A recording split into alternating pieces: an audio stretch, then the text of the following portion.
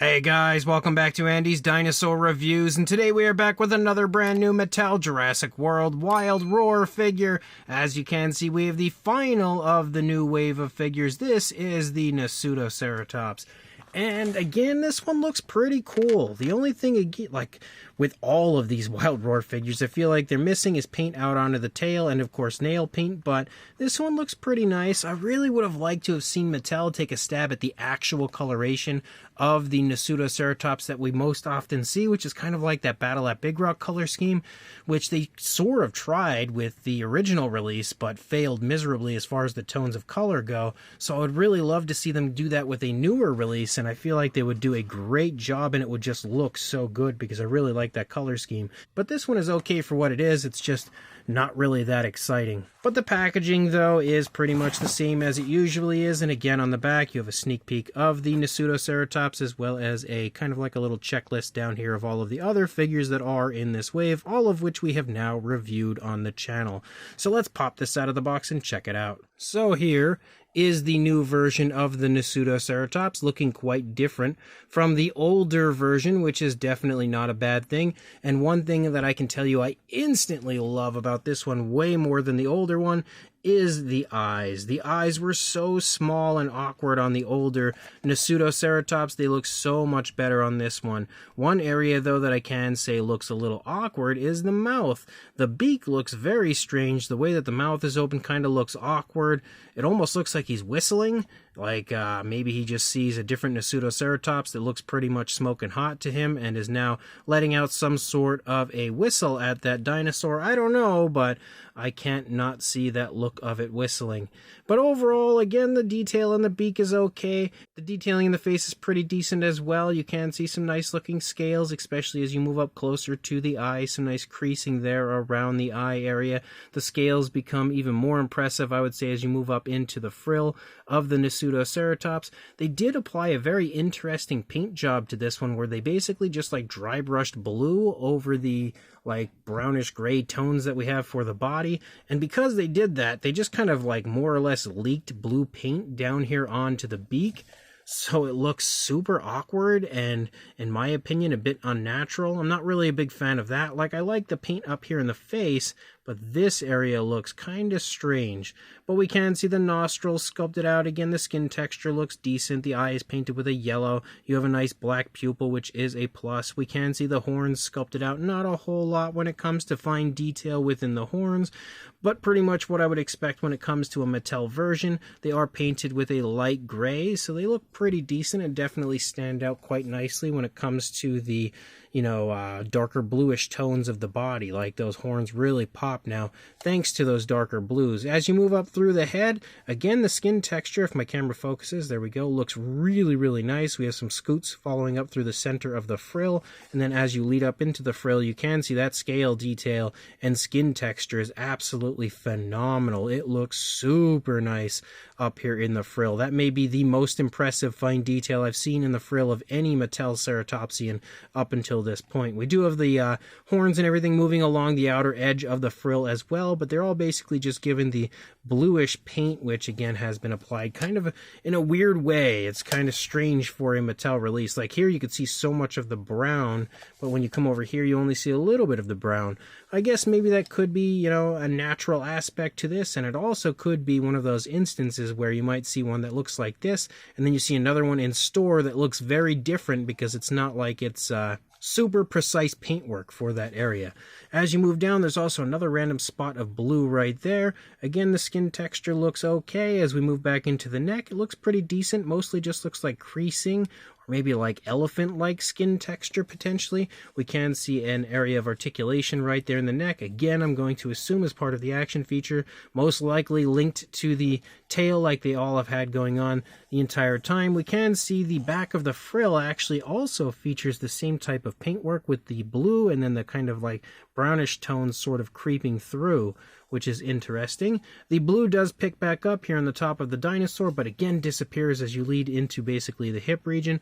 And you can kind of see how it like trails off in like a dusty sort of a way where it just sort of speckles moving out away from the dinosaur. The skin texture again looks pretty much the same here as we've seen through most of the figure. And as you move down here into the side of the body, you can see again that it's mostly just like creasing and stuff like that. Again, kind of elephant-like, I would say, as far as the skin texture goes. Leading down through the leg, we can definitely see the musculature of the leg. You can also take note to the elbow back there. And a pretty decent foot sculpt. The nails, of course, are unpainted, and I feel like the detail is slightly muted in the foot, but it looks okay for what it is. You do, of course, have leg articulation forward and back, also out away from the body, which is pretty much how they've all had the front legs or arms of these figures articulating the entire way through this line of Wild Roars. As you move back, you can also see that there is actually a speckling of that dark blue that shows up through the body. It's just really, really fine and kind of hard to pick up on, but it still looks okay. I wish they would have kind of just like taken, similar to what I've seen them do in the past, where they have like blobs of alternate color applied to certain areas of the material. If they would have done that with the dark blue on this one, it could have looked really, really cool. But as far as the rear leg goes, again, the musculature is definitely there. You've got that big, strong ceratopsian thigh. You also have a nice big bulging calf muscle on the knee right there. The skin texture, again, looking quite elephant-like moving down. You've got the toes sculpted pretty nicely back here. Again, the nails unpainted, but they're sculpted decently. Quite a bit of creasing there in the ankle. Articulation-wise, again, forward and back, and that's about it. No outward movement away from the body, sadly. And then you lead back up into the tail. You've got another spot here again for the articulation of the tail, but the articulation of the tail is also associated with the action feature. And you lead out, and you do have a little bit of a curve to the tail, which is nice here. Not a strong one, just a slight curve as you lead out. No other color variation, though, or anything. And you can see the detail on the underside is fairly muted overall. Like, there's not really a whole lot going on down there. We do have the fax app code, though, right there, if you would like to add this one to your collection. The biggest difference over here, of course, is the positioning of the legs from one side to the other. The dinosaur is clearly walking by, so the legs are a little bit different as far as the positioning goes, but pretty similar overall. As far as the action feature goes, we're going to go ahead and give that a shot.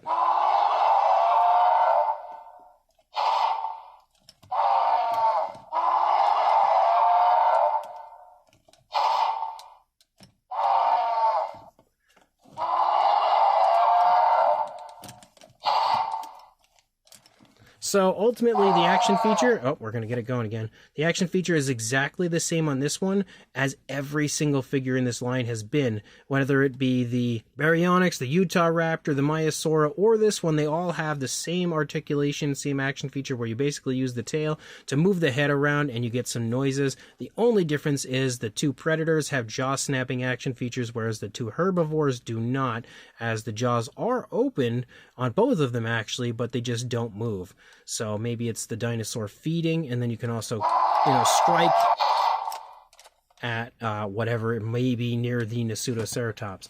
Pretty much my takeaway from it. As far as the size goes, for a length, obviously, if we want to go for the absolute maximum length, we're going to go from the horn to the tail. You are looking at about 12... I'd say about 12¼ inches, or around 31 centimeters, maybe slightly over that. And then for a height to the top of the frill, just shy of 5¼ inches, or a little over 13 centimeters. For a size comparison, there is Mr. Papo T-Rex, the Attack Pack Colovosaurus, Robert Muldoon, and the Collect Day Human Being next to our Nasutoceratops. Actually, let's move this guy up here. There, we can get a little bit of a better idea, even though he's like kind of blocking his face a little.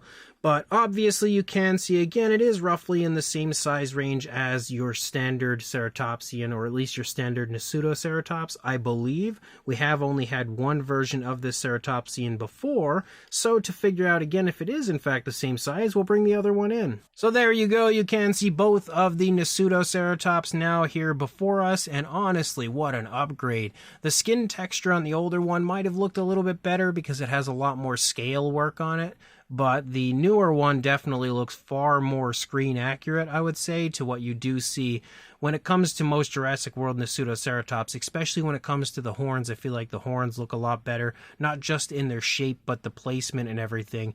And generally, the head looks a whole lot nicer. Like if I bring them both in here, you can see what I was talking about with the older one having just like the absolute tiniest little eyes, like he's squinting. Why were his eyes so small? And then we have the newer one that has much larger eyes. So they're pretty much the same size, but in my opinion, the newer one is far better. And then for another Ceratopsian comparison, we also have a standard Mattel Triceratops, which you can see is a little bit smaller than the Nasutoceratops. And then one more Ceratopsian comparison, as we have the Mattel Diabloceratops as well, which is clearly pretty much the same size as our new Nasutoceratops. So this brand new Mattel Jurassic World Rebirth Wild Roar Nasutoceratops is another really nice figure, and without a doubt, in my opinion, the best version of this species we've had so far. Sculpt-wise, the detail looks really good. It's very crisp, very impressive, definitely pops on the sculpt.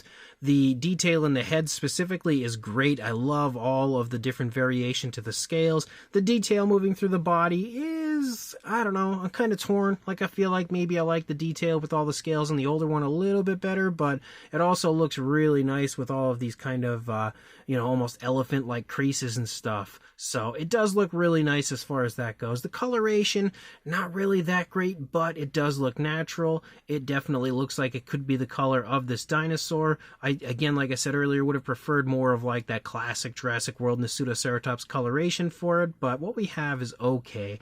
It just looks a little naked, especially with the lack of nail paint and no color out onto the tail.